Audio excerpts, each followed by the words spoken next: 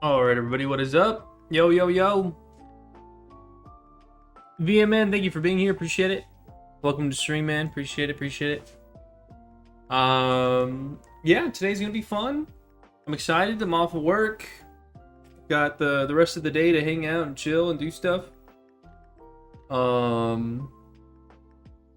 been putting off the discussion of Game of the Year for a bit now, and we've got 9 days left until the show.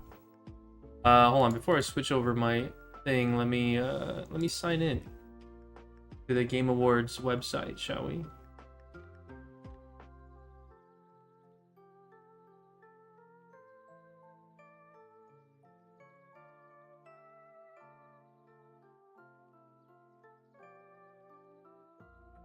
Still at work here, unfortunately. Oh man, hopefully you get out soon, huh?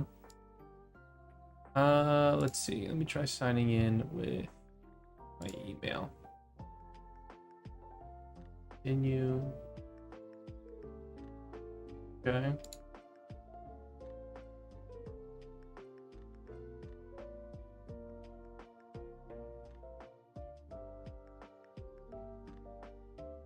All right. Let me swap over. See if this all works properly. What's up? What's up? Hello. An hour and 20 left. This is actually my first time streaming on YouTube. Or I guess not first time, but I'm gonna try to work on being able to stream on multiple platforms. And so I got a plugin set up, and so yeah, so now I have YouTube and Twitch connected, and my TikTok I need to wait till I get verified. Well, like I'm already verified. I don't know why I have to like re-verify, but at least through the app I have to do it again. An hour and 20 left. Not too bad. All right, cool. Well, that's cool that you get to check out the stream while you're at work. YouTube works better for me on work Wi-Fi. Nice. But all right. So usually every year. Well, hold on. First, before I get into it, let me make sure. Let me see if I can fix my camera to not be so pink. Let me see. White balance. There you go. That looks better. Easy enough. But all right. I guess before I get into it, for sure. VMN, do I sound okay? Or like, does the audio in the background sound too loud? Things like that while I talk. I don't want to let the music overlap me.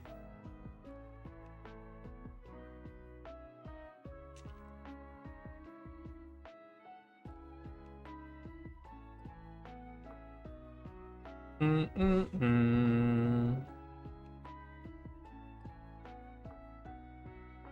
gonna move this over a little bit.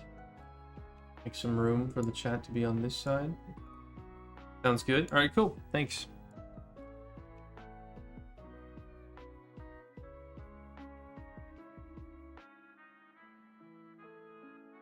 All right, cool.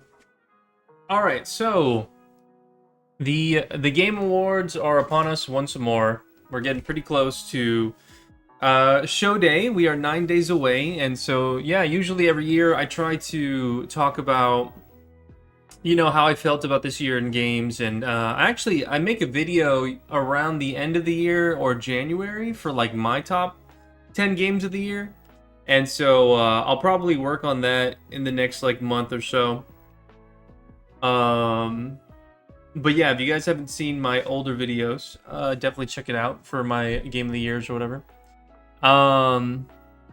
But yeah, let's go ahead and head to the voting. And, you know, for the most part, it starts us off with the game of the year right away. I don't know why they do that. I kind of wish they would start at the very like bottom and then work our way up to the main event. But let me see categories. So yeah, I'm just gonna go through them.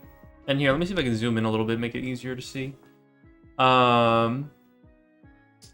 You know, I'm gonna pick and choose the ones that matter. To me personally, the ones that I can like give a lot of insight to. A lot of these down here, they matter in their own way. It's just not something that I feel like needs to be addressed and looked over so closely. Like content creator of the year, I don't really know or look into a lot of that. What else? Like best VR game, I probably wouldn't give the best opinion on that. I haven't played them. I don't have a VR headset, stuff like that, you know. What else would be another option? I guess like games for impact or innovation of accessibility. I don't really know too much on that stuff, so we're gonna avoid those and try to do ones that I could probably, you know, give the most discussion for. So the first one that I want to go for is the most anticipated game of the next year.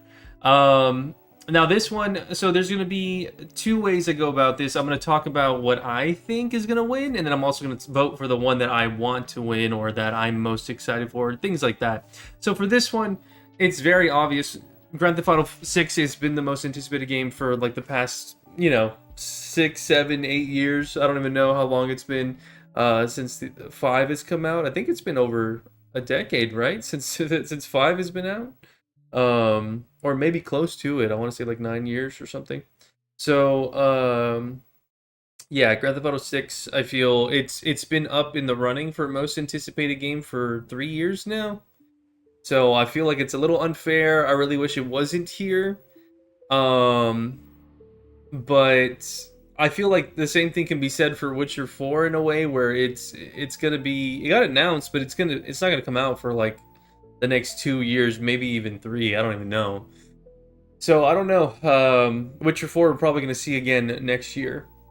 Resident Evil is I'm excited for that game. I think for me, honestly, out of all these, because I've been on such a Marvel high, I'm gonna vote for Marvel's Wolverine. I'm really excited for this game. I hope they stick the landing. I was a little critical on the whole voice direction for Wolverine. And you know, some of the aspects of the gameplay I'm hoping isn't too clunky feeling, but I'm really excited for Wolverine. I hope they do a good job with him. So I'm going to vote for that one as my most anticipated next year. Moving on, we're gonna go to best adaptation. Best adaptation. This is all video game related stuff. There's one. So what I think is gonna win this one is probably gonna be the Minecraft movie, just from like how exciting it was. GTA 5 was 2013. Yeah, so that like, man, it's been a minute since GTA 5 has been out, huh? But yeah, what I was gonna say was I think that out of these here, I think Minecraft's gonna win it because of just the reception it got across the globe and all of the, you know, controversies and watch parties and everything that happened with the Minecraft movie. I personally haven't seen it, so I don't know. I don't think that I'll be watching it anytime soon, but you know, maybe if it comes on a random streaming network that I'm already subscribed to, then sure. I actually didn't watch The Last of Us Season 2 either. I enjoyed Season 1, but I just didn't get around to watching Season 2. I heard that it was, you know, about the same as what people received the sequel to the original game. So, yeah. I don't know. The thing that bothers me the most is the best adaptation of last year was Sonic 3. With Keanu Reeves being Shadow the Hedgehog and all that stuff. That movie was amazing. It was so good. It was like very reminiscent of what we got in Adventure 2. And yeah, I don't know why it's not here. I honestly think that the committee or whoever put up these votes, they just forgot about it. So Honestly, I'm not gonna vote for anything here. I didn't find any of these like the best. I mean, if I feel if I need a vote, then I'm just gonna go ahead and vote for Minecraft movie because I feel like that one, it captured a lot of what people wanted. Um, and maybe not so much what people wanted, but hey, it had some lasting power, and I think they're making more. Sonic 3 really should be here to Bummer. Yeah, I don't know why Sonic 3 is not here. I honestly feel like they just forgot. All right, best multiplayer game. Best multiplayer game for outstanding online multiplayer gameplay design, including co-op, massive multiplayer experiences, irrespective of game genre or platform. So honestly, I mean, all of these are great options. I feel like Arc Raiders is gonna be the one that wins it, just from how much of like online reception it's been getting in the past like couple weeks. I've seen so much like support and excitement for that game. I haven't been able to play it myself, but I know that people are really enjoying Arc Raiders, and I've seen enough clips of it to know why it's doing so well. Night Rain, I feel like Elden Ring has outstayed its welcome or overstayed its welcome. What's the phrase? I feel like Elden Ring's an amazing game. It's beautiful. It has its DLC, and then now it got Night Rain kind of like out of nowhere. And I feel like it's a niche experience that some friends decided to jump into. I've actually, my brother-in-law, he got a group of his friends to play it, and now they've done everything they could, and now they're like modding it and stuff like that. So there is a scene to be had behind Elden Ring, Night Rain. I just don't really see it a lot in my circles of the internet, so I'm not really influenced by it too much. Battlefield 6 was a lot of fun. The beta was so much fun. It's been doing really well. I think it's like the best, like sales wise, I think it's like the best Battlefield in a while. And Split Fiction, I'm sure it's a good amount of fun. I just haven't got around to it, and I know me and my fiance we're probably going to play that at some point. I think it'd be fun to jump into another co-op game like that, because we had so much fun with It Takes Two. But out of all these, dude, like Peak has taken so much time out of my multiplayer, allocated time. My friend group and I, we just play the hell out of Peak, and then we were actually thinking about loading it up yesterday because we wanted to kill some time before everybody hopped on to play Baldur's Gate 3. So, I mean, I think Arc Raiders is going to win this one. I'm going to go ahead and vote for Peak because I think that, I like supporting the indie side of things. Some people call this like friend slop or whatever. I don't know what the term is, but I just find it so fun, enjoyable. It's easy to just hop into and play, and you don't really need to be a big person into video games to enjoy that type of game. I can show that to anybody and have a great time. So yeah, Peak is my best multiplayer game of the year. Sports and racing. Yeah, I mean, I'm not gonna jump into it too much. I feel like Sonic Racing Cross Worlds has kind of redeemed itself since I played it in the beta. When I compare it to what I played in the beta, I had a lot of issues with that game, and I felt like it wasn't gonna have a lot of lasting power. But I was wrong. I mean, a lot of people are really enjoying it, and when it goes on sale for like $20 at some point, I'll definitely pick it up and have my fun with it. I didn't even play Kirby Air Riders. I didn't find it worthwhile enough to pay $70, and so I think Sonic Racing Cross Worlds, the Switch 2 version is not even out yet. So yeah, some things about it kind of here and there. But I mean, for me, I had a special moment playing Mario Kart World at launch with the Switch 2 launch, a new console, new excitement, and the only unfortunate thing is that it hasn't really received any updates or any kind of exciting things to look forward to. It's kind of like a Mario Kart title that people hop on and play. I mean, I hop on and play it here and there, but not enough to justify it being like the most amazing thing ever. But yeah, I think for me, I'm gonna toss it to Mario Kart because that's what I've experienced the most. That's what I'm excited to see more updates for. But it could go to Cross Worlds as well. I'm not too stern or like hard stuck on Mario Kart being the winner there. What I think is gonna win is probably Mario Kart. I think that's like the one that's gonna take the community vote, but we'll see. Best sim and strategy. I'm gonna breeze by this one. I didn't really play any of these except for Tactics, so that one's taking my vote. I feel like just the general appeal of Final Fantasy being the title for the game is gonna get enough people to vote that way. But you know, I mean, I don't know. I could be wrong. Two Point Museum. I've heard a lot of things, good things about the 2 Point series, and then Sid Meier's Civilization. What is that? 7 is out. So I'm not sure what people feel about that game. So it could go to any of those. I'm gonna go with Final Fantasy because it's got a legacy behind it. Best family game. We're gonna go through this one. This one is, you know, it's interesting. Lego Party, I heard, is actually really fun. Um, and then we got repeats of other ones that we've seen. Bonanza being here is interesting because I don't really see this being like a family game where I'm sitting around the couch with my kids or something, you know, playing this game. There is co-op mode where you can use the little text and blow things up with Pauline singing and stuff, so I get it, but yeah, I mean, I'm gonna toss this one over to Mario Kart. I feel like with the Switch 2 launching, especially with the holiday season around the corner, people are gonna be getting the Mario Kart World Bundle. They're gonna be playing this on Christmas Day with their kids, and even though that's after the Game Awards, that's like a plan that I'm sure a lot of people have, a lot of families have. So yeah, best family game's going to Mario Kart for me. Best fighting game. This one.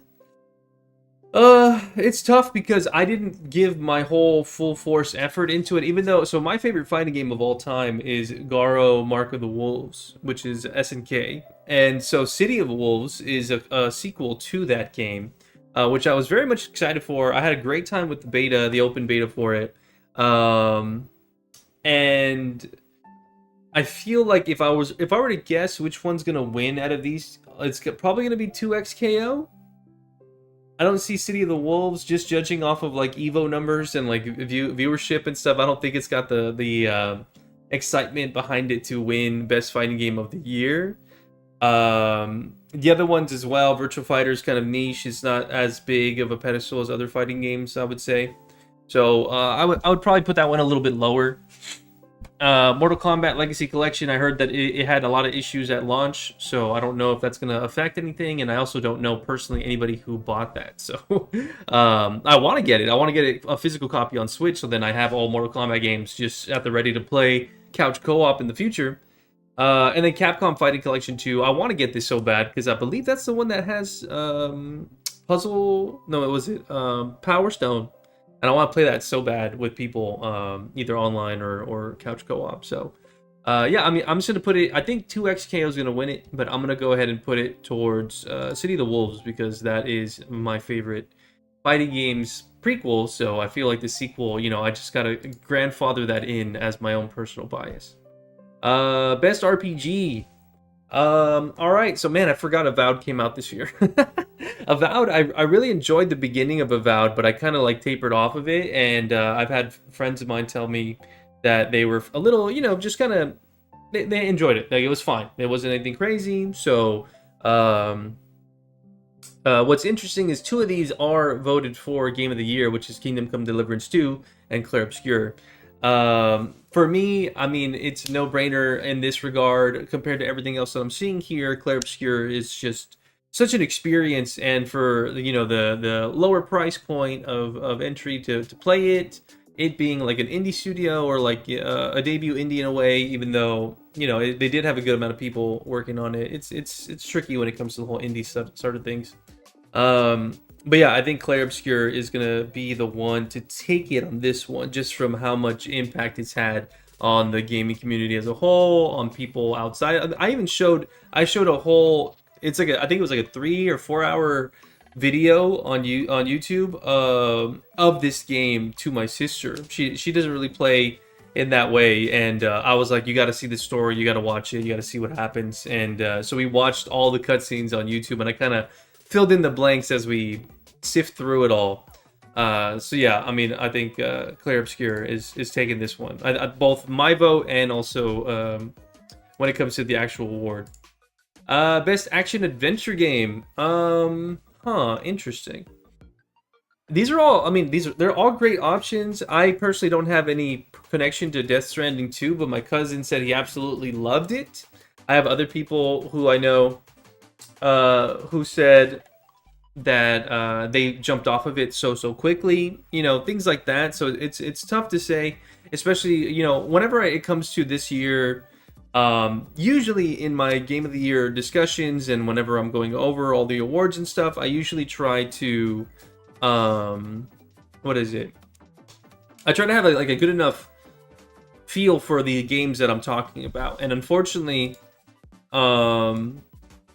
this year I just didn't really have enough time and ability to go through every game that came out. I wanted to play Ghost of Yotei, I wanted to play Indiana Jones, I wanted to play Death Stranding 2, and Split Fiction. The only one that I played on this list is Hollow Knight Silksong, and yeah, again, I think price point had a lot to do with it. The excitement of just how long it's been since they announced it. I actually was able to play Silksong at E3 in 2019, and to go from that all the way to this year and be able to finally play it, I had a great time with it, and I want to go back to it to clear up some achievements. I want to do the what's it called, like the steel mode or something like that, or it's like a harder difficulty. All this stuff. There's a lot of replayability to have with Silksong, and it was really good. It was immersive. It was fun. It had great atmosphere. What I personally think is gonna win this is, I feel like it's a toss up between Death Stranding and Indiana Jones. I really want to play Indiana Jones, but I don't know. Every time I looked at the gameplay for the Steel Soul, that's what it's called. Thank you, Vehement. Every time I looked at the gameplay for Indiana Jones, it just looked rough, especially like the melee combat where it's just like two fists floating and he's kind of like doing this number. But it goes. I want to say I could probably find it on sale or like pretty cheap in the future, maybe like $20, $25 or something like that. So maybe a future stream, maybe a future game that I'll play at some point, because I wouldn't be opposed to it. Honestly, I have the triple VHS pack of Indiana Jones, so I might actually watch the movies again before jumping into the game, just to get like fully encompassed in the world of Indy again. But yeah, I'm gonna go ahead and toss it to Hollow Knight. I feel like it's not gonna win, but would love to be wrong. All right, best action game. Damn, man, a lot of great games. I saw my cousin play through Ninja Gaiden 4. He had a great time, good experience, and just watching the gameplay, it was a nice evolution of what we had in Ninja Gaiden. You don't get to play as Ryu as much, from what I remember, but he's in there. Shinobi Art of Vengeance, I've heard nothing but good things. I played the demo for it and I had a great time, but then I was planning on getting it for Switch, but I heard the Switch version was not as great. So then I was waiting to get it like on PlayStation or whatever. And then Doom: The Dark Ages, I like that, man. That game came out so long ago, it feels like, but it was this year. And I love Doom Eternal, I love Doom 2016, so Doom: The Dark Ages is on my list of things I want to tackle. Just haven't got around to it, but from what I've heard, it is, around the same of what you would expect of like the Doom series so far, which is fine. I mean, they're great games, they're super fun. It's just, maybe people going back to the medieval side of things, and I think this is supposed to be like a prequel to where you end up in 2016. So yeah, I know that you can there's like a mech section, and then there's also a section where you can fly on a dragon, which is just epic. I want to play that game so bad. But yeah, out of all these that I played, Hades 2 was the one that I enjoyed. I played through all of it. I did all the like heats and difficulties and stuff, and I'm definitely gonna go back and 100% it whenever because I 100% Hades on PlayStation 5, but now I want to go and 100% Hades, the original on PC. So when I do that, I'll have all completion of Hades, and then I'll jump to Hades 2 and then finish that one too. But yeah, I think Hades 2 is taking my vote. What I think is gonna win is best action game. Man, I don't know. I feel like either Shinobi or Hades 2 will take this.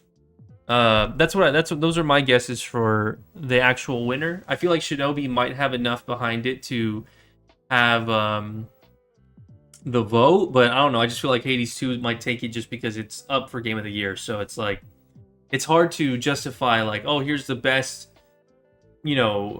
action game. This is the best of its genre, but then not have that game in the game of the year. It's always tricky when that happens. But there can be some edge cases where it'll outshines in a certain way, but not fully encompassing like music and voice acting and blah blah. All that stuff. But all right, yeah, VR. I said I was gonna skip. I don't really know any of these. I didn't even know Deadpool came out. That's interesting. Best mobile game. This one will be quick. Out of the ones that I've played, I honestly feel like Uramamusi or whatever it's called, Pretty Derby. I feel like this one's gonna win just because of all the memes I got out of it. It was like right around when Squid Game finished and that game came out. I remember everyone just freaking out over this game and talking about how like addicting it is. And I mean, I played it for a little bit too, so yeah, that one's going for best mobile. Best debut indie. So again, we have Clair Obscur here. Blueprints. I've heard nothing but good things about Blueprints. I need to check it out. Honestly, dude. I want to experience something different, something that's out of the scope of what I usually gravitate towards. Dispatch. I'm actually planning on playing this with my fiance, so that's going to be something that's going to be an off-stream, kind of enjoying the gameplay from a more casual standpoint. I'm not trying to like do a review or critique it or make videos on it or nothing. I'm just going to play it. And have a good time with it. So Dispatch, I'm excited to experience, but again, heard nothing but good things of it. And apparently, I think the studio is already planning like a Chapter 2 or a sequel or Dispatch 2 or something, because the first one has done so well and got so much acclaim.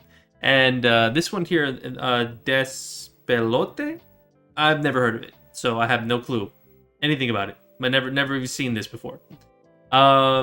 So yeah, best debut indie. I don't know, man. I feel like I'd probably give it to Dispatch, or I mean, Clair Obscur. Like I said, it's up for game of the year. Amazing game. We're gonna be hearing this a lot throughout this discussion, but I just feel like it is an obvious choice for this winner. I feel like it's gonna win, but I'm gonna give it to Dispatch. I think it's cool. It's what people want. People crave that Telltale experience, and we're glad that we got it here, because we kind of fell off. I think the last thing was Tales from the Borderlands, or like new Tales of the Borderlands, and everyone said that it wasn't great. So I'm glad that aspect of gaming, of like this kind of visual novel but interactive, and you still have like choices and stuff, is still pretty. People are excited for it and they want it. So best independent game for outstanding creative and technical achievement in a game made outside of traditional publisher system. So yeah, we got Absolem. Dude, a coworker of mine told me about Absolem, and it's like a beat 'em up RPG co-op game where you can play it on your own, and I want to give it a try so bad. I think there's actually a physical copy on the Switch. So, man, what a great selection of games.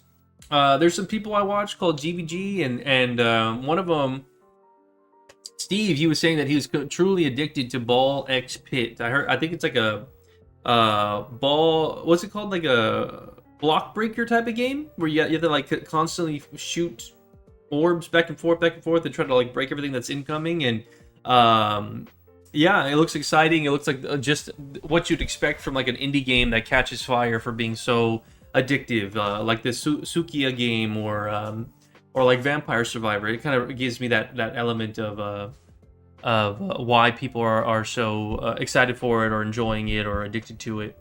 And then yeah, the others, we've already kind of gone over.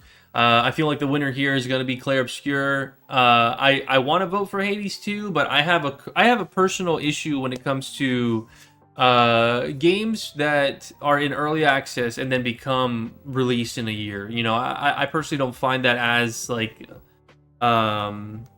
impressive, I guess. It's a great way to get people to give feedback, have the community be a part of it, and give a product that you're really proud of and that you're happy that people are supportive of. But yeah, I think overall, hold on, let me take this out real quick.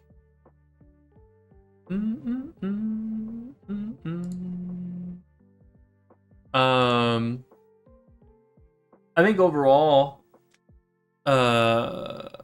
Hades 2, yeah, since it was in early access and it got pushed through, through the years to lead up to its release. I can't really give it this award. I mean, I guess maybe that would fall under more of like best direction, if anything. I don't even know if it's nominated for that. But yeah, out of all these, I mean, I personally feel like Clair Obscur, just the fact that they did so much with like the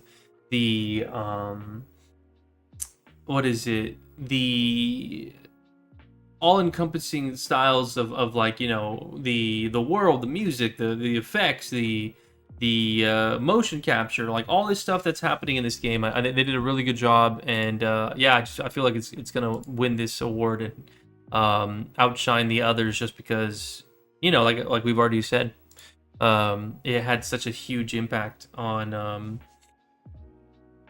the industry, and also just like the gaming culture as a whole. I feel like Clair Obscur is for how long it's come out. I mean, been out for. It's still being talked about. It's still being experienced. There's still people talking about the endings and stuff. Best community support, recognized for game outstanding community support, transparency, responsiveness, all that stuff. I have no affiliation with Helldivers 2 or No Man's Sky. I feel like these have been nominated for the past like 3 years or so. So I guess like they're getting constant updates. I don't really know what No Man's Sky is getting beyond that, unless it's like has mod support. Like for example, Baldur's Gate 3, I know best community support is just the fact that like people have mods, people push out new content for it, or like new experiences or whatever. And then Final Fantasy 14, I fell off of it hard this year. I haven't really played any of the patches. I've watched the live letters, and I'm excited for certain aspects of it, but there's a very obvious feeling with Dawn Trail, and even comments from the director Yoshi P saying like, "Oh, we're rethinking our strategy, or we're talking about, you know, what the experience is like right now." And yeah, there's a lot of things about Final Fantasy 14 that are not in the best of lights right now. I enjoyed Dawn Trail. It gave me the best class in the game, which is Viper. That's like my new favorite class ever. I love it. But yeah, I just think that it's not standing true to why I gave it so much excitement in the past years, where I would always vote for it. And honestly, you know, I think Fortnite takes my vote here because they just released Chapter 7. There's a whole new plethora of new exciting mechanics in the game. I was just playing the Fortnite Festival mode, the Rock Band mode, yesterday with my friends. And just before that, The Simpsons just came out. It's constantly getting like new maps that people make in the community. I feel like Fortnite just has it made when it comes to new experiences. You can play that game forever. Like there's so many different worlds and things that people have made in that game with certain characters and IPs and all that stuff. We just got a K-pop Demon Hunter mode during Halloween. It's just crazy. Fortnite is just like untouchable when it comes to stuff like this. So I feel like it's just gonna win every year. Best ongoing game. So we already spoke about everything else except for the one that I feel like my vote is for Marvel Rivals. I think that it just came out this year. It's going strong. The anniversary is in like 5 days or so, or maybe what is it, like in 4 days? And yeah, I think Marvel Rivals, you know, it came out, it didn't die off. It's got its fan base, it's got its community, it's got great updates from the developers. We get videos like firsthand talking with the developers about what the fans are thinking, what they want to do next, the feedback. They directly, what is it? They directly referenced all the EOMM stuff. They talked about it being like a Gooner game. Like the developers are kind of hands-on with what's going on with Rivals, and they've got a pretty solid roadmap. It is unfortunate that, you know, right now we did have such a huge influx of DPS characters, so people were kind of getting upset about all that stuff, but they've kind of addressed it with Gambit coming out recently, being such a iconic, and, you know, that's a character I felt like a lot of people were going to be like, oh man, as a DPS, like shooting cards and using the kinetic powers with his power pole, he was going to be a great like assassin DPS, but no, they made him a healer. He's a healing character, and he's the most fun I've had in the game since launch when it comes to a character being released. I mean, Angela's great, Emma's so much fun. They have really good characters that have come out, but I think Gambit has like really shot it up even more. So he's like so fun, so technical. So yeah, I hope it wins. I feel like Fortnite might win this one.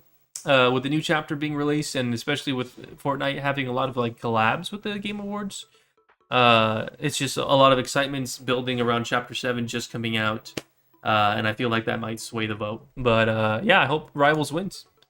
Games for Impact, like I said, I didn't really play any of these. I don't really have a say in accessibility as well. Not really there for it. This one's a tough one, man. This one's really, really tough because you've got some really talented people here. Obviously, Clair Obscur is all over this. We got 3 people from Clair Obscur. We've got Indiana Jones with Troy Baker. We've got Erica with Ghost of Yotei, and then we've got Kato with Silent Hill F.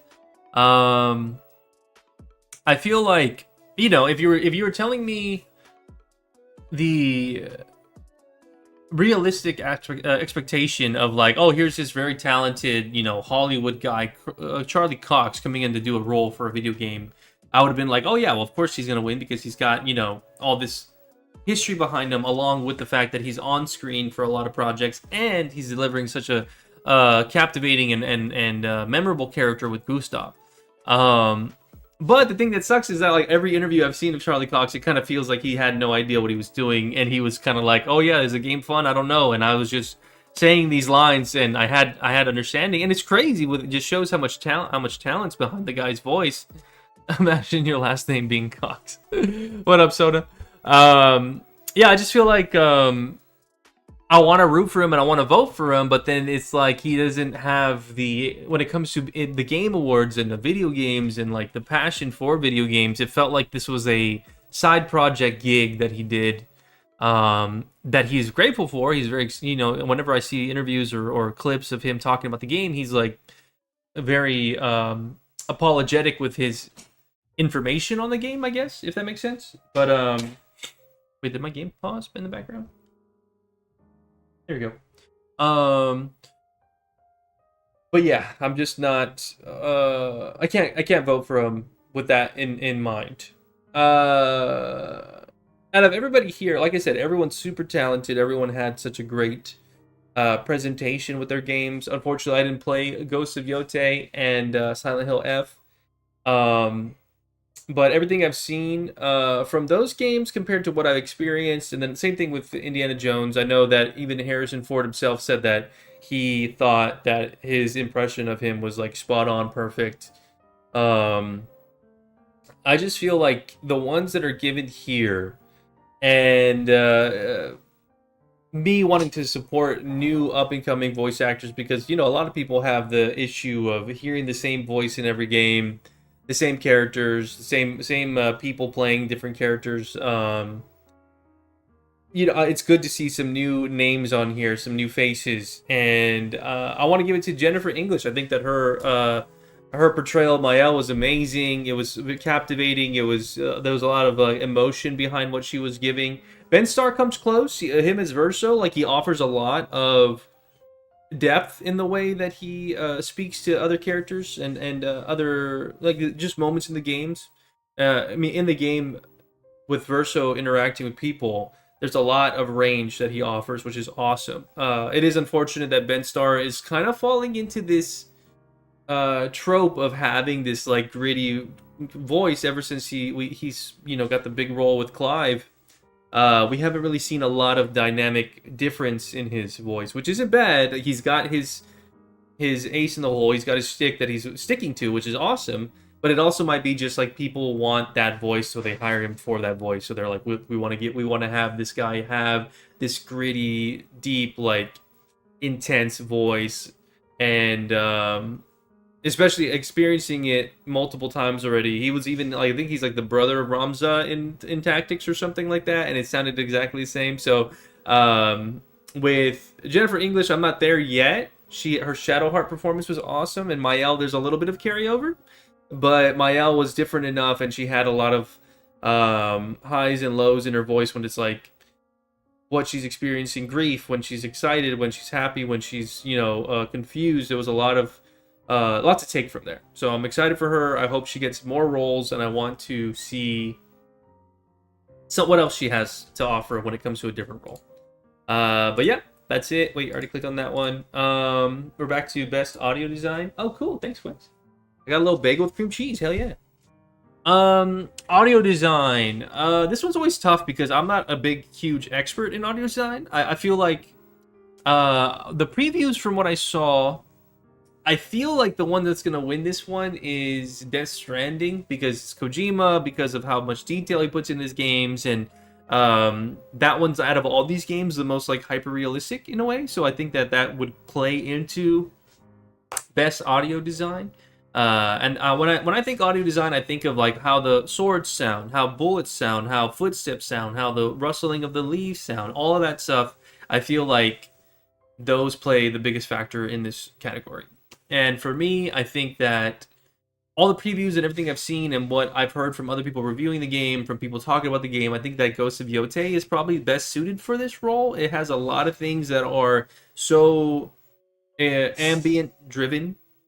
When it comes to like the chirping of like birds, or like the flutes that are played throughout the towns, or the chains, the whips, the horse travel, the big fields that you go through. I'm not gonna sit here and claim that I know for sure this deserves it over everything else. I think Battlefield 6 sounds amazing for what it is, but I'm not a gun expert. I don't really know what guns sound better and how they should sound. So I'm out of my depth in this one, but I can respect what I did hear, what I remember. Clair Obscur does get a lot of things right in this, but also that game, you know, Unreal, it has its limits, and it has these things about it that feel like they're not polished in the way that would win this award. So I'm going to go with Yotei.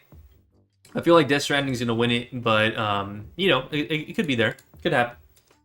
Best score in music. This one, I think, just, you know, bar none, Clair Obscur takes it, dude. The amount of just plot and lore surrounding the making of this game. If you guys haven't done any sort of like exploration of the making of Clair Obscur, or the history behind like how it came together, the concept art, the lead artist, or the lead sound design role, that all this stuff, like everything that came together to make this game happen is crazy. And then just the fact that the composer for this game was a SoundCloud guy, and you know, just the whole album is something that I want on vinyl. I think they're already putting together.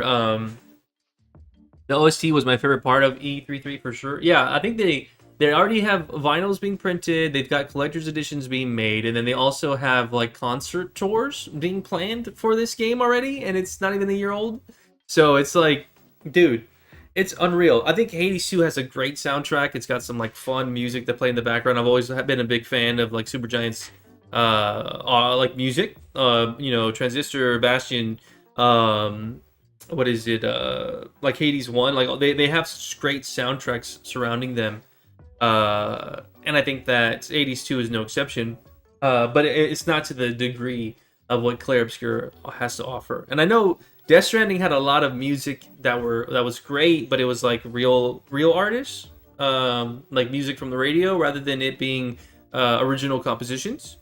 But yeah, I haven't played it, so I can't really sit here and say for sure. But I think this one, I think this one's gonna win it, and this is my vote. So Clair Obscur. We got 4 left. Best art direction. This one's tricky. It's subjective. It's whatever you think is the best. Obviously, some people might find the hyper realism of Death Stranding to be like, amazing art direction. Like you captured what Norman Reedus' beard and what his grippers look like so well. You know, some people might find that to be the best example of like best art direction. We've got a lot of variety here. We've got like the flowy, windswept like brush strokes that Clair Obscur offers. We've got the really high pixel count, or whatever you want to call it, of like the digital art for Hollow Knight and Hades 2, and then you've got like a nice watercolor and vibrancy that Ghost of Yotei offers. This one I'm kind of torn on, dude. I don't know. I've always been I've always been a fan of like the deep vibrant colors that Hades 2 has to offer. Yeah, I love Hades 2's art style. I love that all the characters have their different portraits, and I love especially playing it on my OLED monitor, dude. Like that game just looks so crispy, so clean, so beautiful. I'm gonna give it to Hades 2 on this one, because yeah, I just feel like I could look at all the art and I think it also plays into my love for like the Greek mythology and like Norse mythology and whatever is thrown into that type of storytelling. Um, and yeah, so to have these like it reminds me a lot of like the stills and screenshots and stuff that we got from whenever like Hercules came out on the VHS way back in the day when watching it on like and getting like my little plates from I don't even remember Burger King or McDonald's or something. It's like that style of art is just so either nostalgic but also just comforting, and I think Hades 2 offers that a lot for me. But all right, we got 3 left. Best narrative. This one, just to be quick with it, I like I said, I haven't played any of those, so my bias is going to Clair Obscur. I'm not going to sit here and say that that is the best story. I don't really have much of a connection to Death Stranding 2 or 1. I never played 1. Ghost of Tsushima I did play, and I love the story in that game. It wasn't super strong, but it wasn't bad at all. I heard great things about Silent Hill F. I did feel that it was you know not earth-shattering, you know, amazing, mind-blowing experience, but it has some depth there to be enjoyed. And man, I really do want to play Kingdom Come Deliverance 2. It looks great. I watched Dan's Gaming play a good bit of it, but usually when games come out that I can't get or I can't afford at the time, or maybe I'm not jumping up to buy it right away. When they come out, I try not to watch or like get all of the lore from it as much as you know, because I want to experience it myself as well. So I'll check out day one. Same thing happened with like Vampire Bloodlines 2, but the Masquerade. I watched Dan's Gaming play it for like 6 hours, and then I kind of said, okay, well, you know what? It's not. I'm enjoying it. It's not terrible. I'll probably play it one day. But yeah, that one's going to Clair Obscur. Best game direction. Again, I think this one goes to Clair Obscur. I think the fact that, like I said, everything I mentioned earlier when it comes to the story of how that game came together, and if you read the articles, I'm sure there's some video out there of people talking about it. Definitely check it out when you have time. If you watch this video and haven't seen that yet, it's really cool to see how so many things that could go wrong or could be lacking could still come together and make something happen. I don't know, it's pretty crazy. And then Game of the Year, we got some great contenders here. Bonanza, I did play through and beat it in its entirety, and I loved it. I had a great time. The finale is amazing. I think that the overall gameplay loop is fun in bursts, but then I did play it over the course of like a good couple of maybe like 2 weeks, and I liked it enough. I think Bonanza is fun. It's something that would be fun to replay in the future. And it's cool that it got nominated. I think that I was a little surprised by it, but I know when it came out, it kind of came out swinging, and a lot of people gave it a lot of praise. But as time has gone on, I definitely feel like maybe it did get a little overblown. I don't think it's as great as people think it is, but I also don't find it bad enough where I need to throw my hat in the ring. My personal game of the year is Silksong, but E33 is second for me. I think it does fully deserve to win. Yeah, I mean, I think Silksong, I haven't spoke about it too much in my overview of these awards, is because Silksong, I played it and I beat it within, I think it was about 20 hours, maybe a little bit more. I know I took a screenshot. I think it was like maybe 17 hours or something. But the thing about Silksong is that it does a lot of things that amp up what we got in Hollow Knight, but it is the sequel to Hollow Knight, so it's something that... Same thing with Hades 2. Like, I loved Hades 2. I had so much fun with it. I want to play it more and more and more. I want to keep going back and find new builds, power my weapons, all that stuff. But it's an extension of Hades 1 where I didn't feel as blown away. As, for example, like, my game of the year for 2022? Or 3? Tears of the Kingdom is a sequel to Breath of the Wild, and it's more of what we got, but like, you know, capitalize on. But Tears of the Kingdom did enough to where I was like, dude, this is like so much fun, so captivating. I'm blown away by the mechanics of the game, and I can't wait to replay it on Switch 2. I've been replaying and slowly trying to 100% master mode on Breath of the Wild, and I'm doing all the Zelda notes, you know, just whenever I feel like loading it up and kind of unplugging from being online. Uh, but yeah, Hades 2 and Silk Song kind of feel like that for me, where they're great entries. They deserve to be here. They're so much fun, but it's like more of what I would expect, and it didn't capitalize enough on making it feel different enough, I guess, from its predecessors. And some people might find that to be the same thing with Tears of the Kingdom, and that's fine. People have their opinions. I think Tears of the Kingdom did enough to make it feel like a different experience from Breath of the Wild in a lot of different ways, while still maintaining the same core elements of why I'm coming back to this world.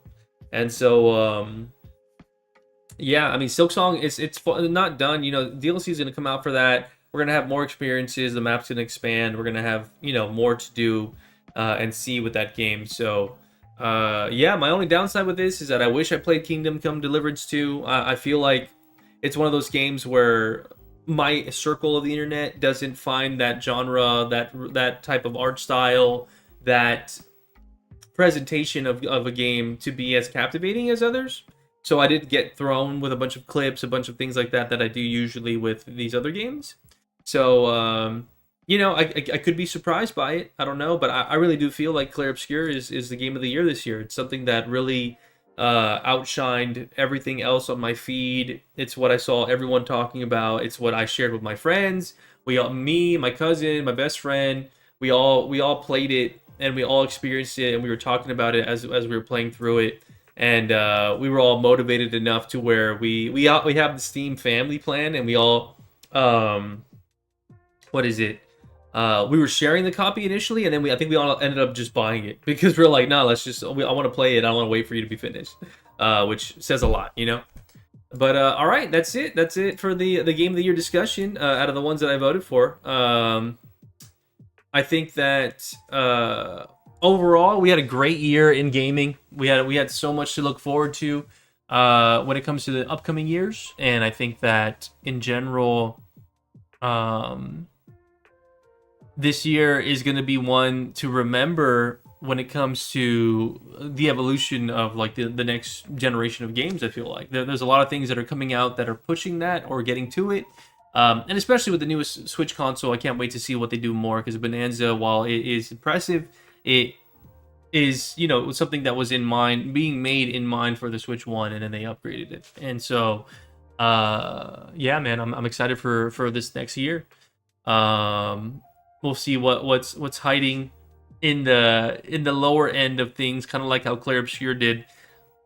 And I'm glad I was able to put a highlight on that game, because when I do also make my most anticipated games of the year at the beginning of the like in January.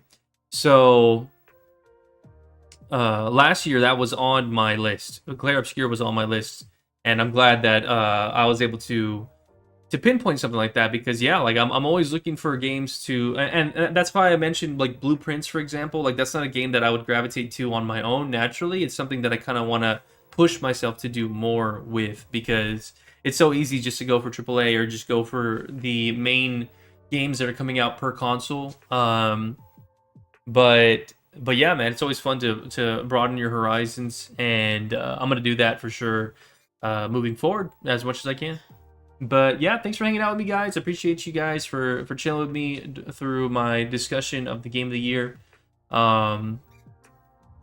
Like kind of like last year, my biggest thing when it comes to like enjoying these games, playing these games, is that it's bittersweet, because I used to do this so much with my brother, and I wish he was here to continue to do that. But that's one of the reasons why I love doing this and making videos and putting out content, is because it's just a way of keeping that spirit alive, because me and him, we did it together